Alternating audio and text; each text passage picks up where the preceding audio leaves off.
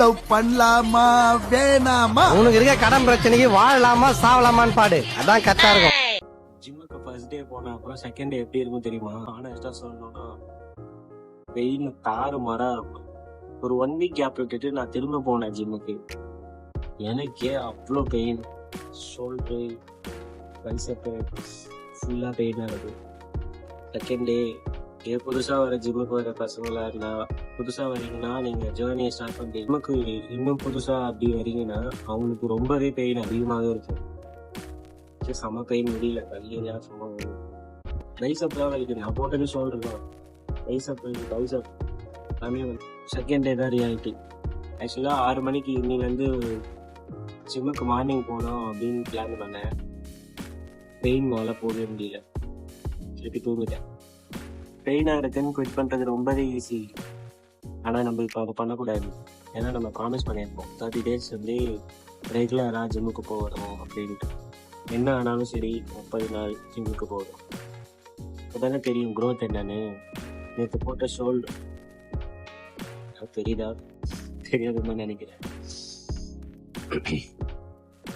இன்னைக்கு date. Hey guys, welcome back to Journey Vlogs. vlogல 30 days பாடி transformation challenge பண்ணிட்டு இருக்கோம். இன்னைக்கு டே 2, ரியாலிட்டி ஆஃப் பெயின். எனக்கு அந்த அளவு பெயின் கிடையாது, பட் புதுசாக வேற யாருன்னா ஒர்க் அவுட் ஸ்டார்ட் பண்ணுறீங்கன்னா அவங்களுக்கு கண்டிப்பாக பெயின் இருக்கும். பெயினுக்கு பெஸ்ட் ரெக்கவரினா கிட்டத்தட்ட ஒரு 8 hours ஸ்லீப். அது ரொம்பவே முக்கியமான ஒன்று. ஸ்லீப் தான் நல்ல ரெக்கவரி கொடுக்கும்.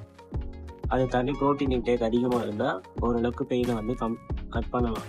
எனக்கு தெரிஞ்சது அவ்வளோதான். ஓகே காய்ஸ்,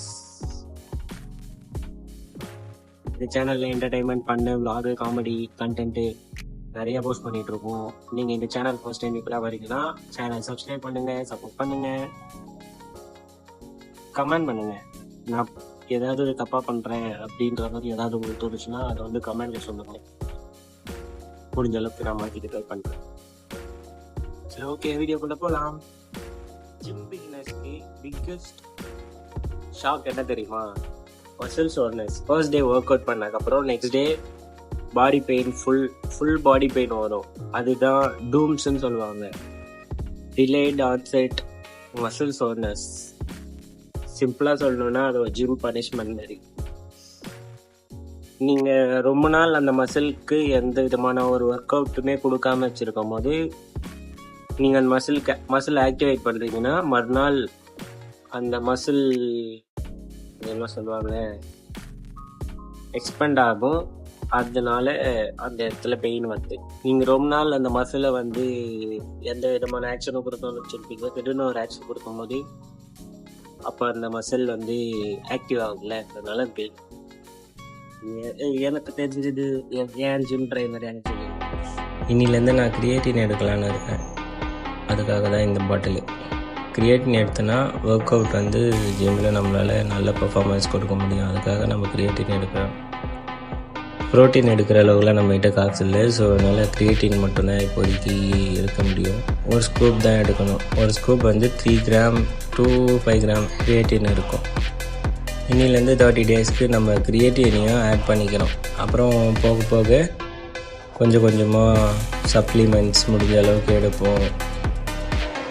ப்ரோட்டீன்ஸ்க்கு எக்கு, சிக்கன் இந்த மாதிரிலாம் கொஞ்சம் கொஞ்சமாக ஆட் பண்ணிக்கலாம். கேகாய்ஸ் ஜிம்முக்கு வந்தாச்சு. கேகாய்ஸ் எப்போ போல் எனக்கு வெயிட் செக் பண்ணிக்கலாம். 69.6 kg தான். கிரியேட்டின் நல்லா டிசால்வ் ஆகிற வரைக்கும் இந்தமாரி ஷேக் பண்ணிக்கணும், இல்லைன்னா டிசால்வ் ஆகாது. வார்ம் அப்லாம் முடிச்சுட்டு ட்ரெட்மில் போயாச்சு. இன்றைக்கும் 10 minutes ட்ரெட்மில் ஃபஸ்ட்டு வாக் பண்ணிவிட்டு அப்புறம் இயர்கன்ஸ், அப்புறம் சைக்கிளிங். ட்ரெட்மில் மட்டும்தான் நம்மளால் எடுக்க முடியும். ஆல் தான் ஸ்டார்ட் ஆகிடுச்சு. அதனால இன்றைக்கி ஆக்சுவலாக செஸ்ட்டு ட்ரை பண்ணலான்னு இருந்தேன். பட்டு ட்ரை போட முடியாத காரணத்தினால செஸ்ட்டு மட்டும் ஃபுல்லாக முடிஞ்ச அளவுக்கு 5 வேரியண்ட் ஃபுல்லாக போட்டுட்டு முடிச்சுக்க போகிறேன். இன்றைக்கி ட்ரெட்மில்லில் போயிட்டு ஸ்வெட்டாக ஆரம்பிச்சிடுச்சு. அப்படியே மட நடக்க ஆரம்பிச்சு நடந்துக்கிட்டே இருப்போம். இது வரைக்கும் நீங்கள் இன்னும் சேனலை பார்த்துட்ருக்கீங்கன்னா லைக் பண்ணுங்கள், சப்ஸ்கிரைப் பண்ணுங்கள், சப்போர்ட் பண்ணுங்கள். இன்னைக்கான செம்ம பெயின் உடம்பு செட்டாக வாங்க ஆரம்பிச்சிடுச்சு guys. 10 minutes வாக் பண்ணியாச்சு, 43 calories பர்ன் பண்ணியாச்சு. இவ்வளோ கேலரிஸ் தான் பர்ன் பண்ண முடியும். ஓகே, இன்றைக்கான மசில் கண்டிஷனை பார்க்கலான்னு பார்த்தீங்கன்னா இதுதான் இன்றைக்கான மசில் கண்டிஷன். பட் இன்னைக்கு ஓரளவுக்கு நல்ல சேஞ்சஸ் இருக்க மாதிரி இருக்குது. ட்ரெட்மில்லில் நடந்ததுக்கே கிருகிருன்னு ஆகிட்டு வேர்வெல்லாம் பயங்கரமாக வந்துடுச்சு. இன்னும் நான் ஒர்க் அவுட்டே ஸ்டார்ட் பண்ணல. இதுக்கப்புறமா தான் ஒர்க் அவுட் ஸ்டார்ட் பண்ணணும். இன்றைக்குமே வீடியோ ஃபுல்லாக கவர் பண்ண முடியாது. So sorry guys. முடிஞ்ச அளவுக்கு நான் நாளையிலேருந்து ட்ரை பண்ண பார்க்குறேன். ஒர்க் அவுட்டை என்னால் வீடியோ எடுக்க முடியல. வீடியோ ஃபுல்லாக பாருங்கள். புஷ்அப் 3 செட்டு போட்டுவிடுவேன். செஸ்ட்டு கிளாஸ் போகிறதுனால புஷ்அப் வந்து கண்டிப்பாக போடணும். 3 செட்டை புஷ்அப் போட்டுட்டு அதுக்கப்புறமா ஒர்க் அவுட் ஆரம்பிக்கலாம். 1 2 3 4 5 6 செட் ஆகுது. ஸ்பீடாக போடுவோம். இது வேணாம், கையிலே போடலாம். 1 2 3 4 5 6 7 பெஞ்ச் ப்ரெஸ். இந்த பக்கம் 10, அந்த பக்கம் 10. Decline bench press.